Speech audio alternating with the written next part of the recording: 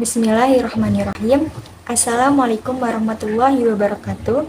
Halo semuanya, saya Ernasari, mahasiswa semester 2 Prodi Pendidikan Bahasa Inggris di STKIP Kumala Lampung. Pada video kali ini, saya akan membahas sedikit tentang nasionalisme, yaitu merupakan salah satu subtopik dari mata kuliah kewarganegaraan yang diasuh oleh Ibu Rizky Anugrah MPD. Baiklah, apa sih itu nasionalisme? Kita semua pasti tentu sudah pernah mendengar kata nasionalisme. Bahkan sejak jenjang SD pun kita sudah diperkenalkan dengan kata nasionalisme. Tapi sebenarnya apa sih itu nasionalisme? Nasionalisme berasal dari kata nasional dan isme, yaitu paham kebangsaan yang mengandung makna, kesadaran, dan rasa semangat cinta tanah air. Memiliki kebanggaan sebagai bangsa, memelihara kehormatan bangsa, memiliki solidaritas terhadap musibah dan kurang keberuntungan saudara setanah air, sebangsa dan senegara, serta menjunjung tinggi rasa persatuan dan kesatuan. Dari pengertian tersebut dapat diartikan bahwa nasionalisme adalah paham tentang kebangsaan, serta rasa cinta tanah air yang harus dimiliki oleh setiap warga negara. Merasa memiliki sejarah, cita-cita, dan tujuan yang sama dalam berbangsa dan bernegara. Beberapa para ahli juga banyak yang mendefinisikan tentang nasionalisme. Salah satunya yaitu Abdul Munir Mulkan.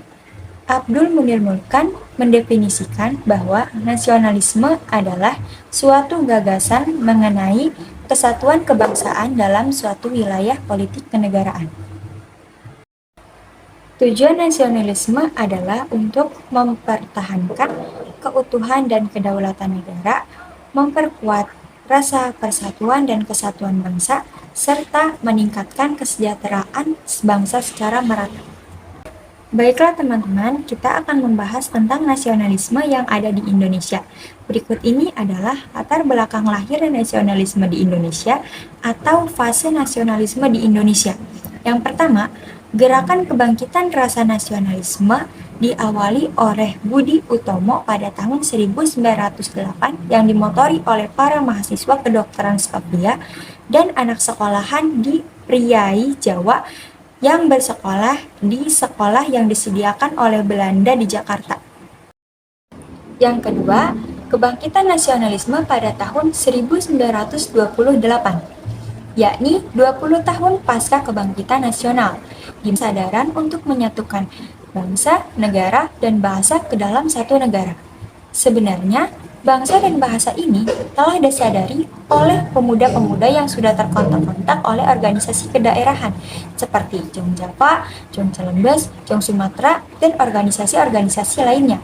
Lalu, mereka wujudkan dengan bentuk bukti nyata, yakni dengan menyelenggarakan Sumpah Pemuda yang digelar pada tahun 1928. Yang ketiga, Revolusi Visi Kemerdekaan. Peranan nyata para pemuda pada Revolusi Visi Kemerdekaan ini nampak ketika para pemuda menyandera Soekarno-Hatta untuk segera memproklamirkan kemerdekaan. Mereka sangat bersemangat untuk mewujudkan nation state dalam bingkai kemerdekaan. Yang keempat, perkembangan nasionalisme pada tahun 1966 yang menandai adanya tatanan baru di pemerintahan Indonesia.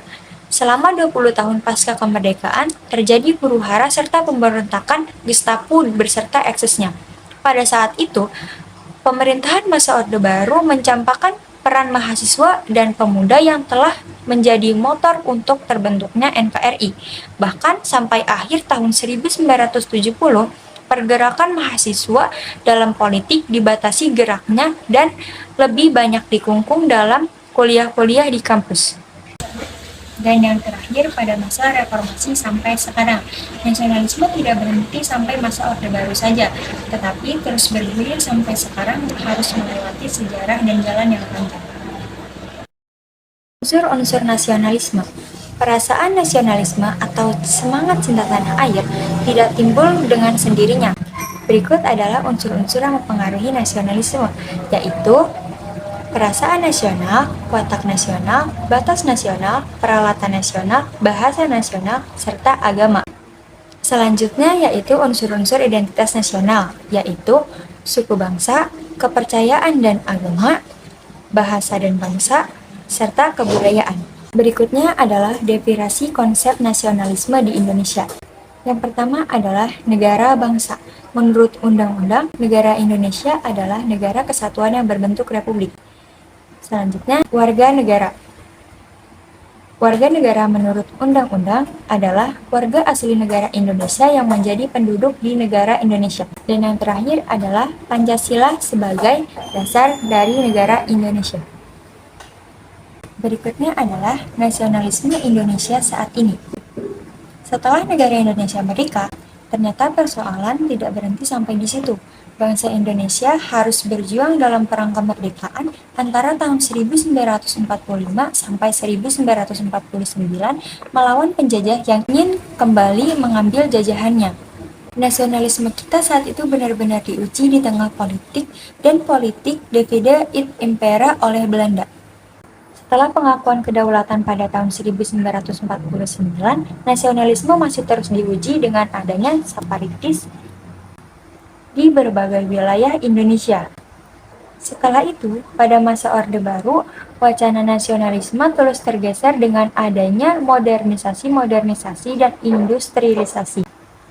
Maka istilah nasionalisme ekonomi pun muncul, serta arus globalisasi memudarkan pula batas-batas kebangsaan. Sampai sekarang, banyak yang beranggapan bahwa rasa nasionalisme ini terus merosot di tengah isu globalisasi, demokrasi, serta liberalisasi yang semakin menggila. Belum lama juga muncul kasus yaitu lagu Rasa Sayang Sayangi dan Rio Ponorogo yang diklaim menjadi milik negara Malaysia.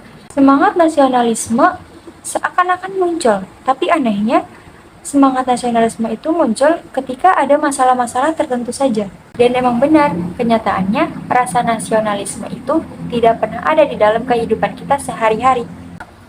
Fenomena yang membelit kita berputar sekitar rakyat miskin, mencari keadilan di negara sendiri, korupsi, pelanggaran HAM, kemiskinan, ketidakmerataan ekonomi, penyalahgunaan kekuasaan, suap menyuap, tidak menghargai pendapat orang lain, dan lain-lain.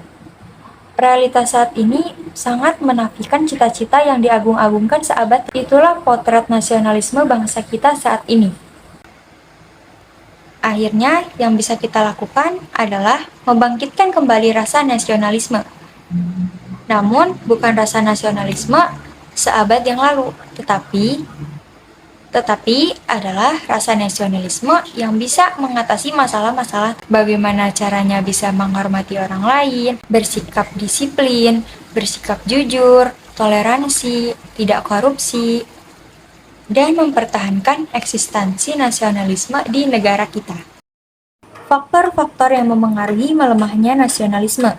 Yang pertama adalah faktor eksternal yang memengaruhi melemahnya nasionalisme, yaitu arus globalisasi, perdagangan internasional, pengaruh dari media asing, arus migrasi, dan konflik internasional.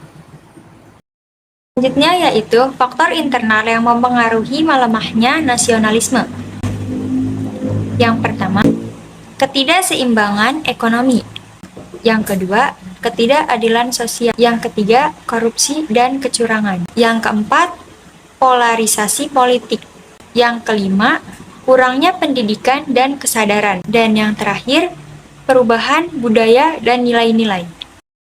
Selanjutnya yaitu cara untuk menguatkan rasa nasionalisme. Yang pertama, pendidikan nasionalisme,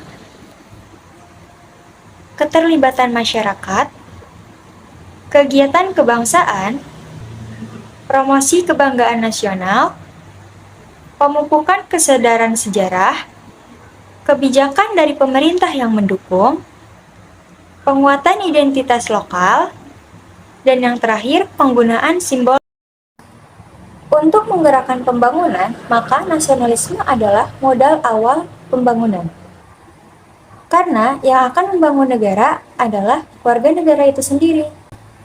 Nasionalisme hendaknya ditumbuhkan sejak dini melalui pendidikan kewarganegaraan, baik dalam sektor formal maupun informal.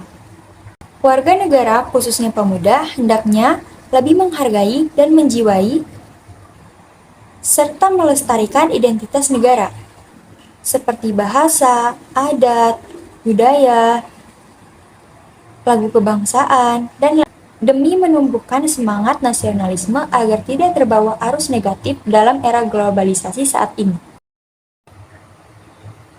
Baiklah semuanya, itu tadi penjelasan saya mengenai nasionalisme. Marilah kita semangat dalam menumbuhkan rasa nasionalisme. Marilah kita mencintai produk dalam negeri, mencintai bangsa kita, mencintai budaya kita. Sekian dari saya. Bila ada salah kata, saya mohon maaf. Wabillahi taufiq wal hidayah. Wassalamualaikum warahmatullahi wabarakatuh.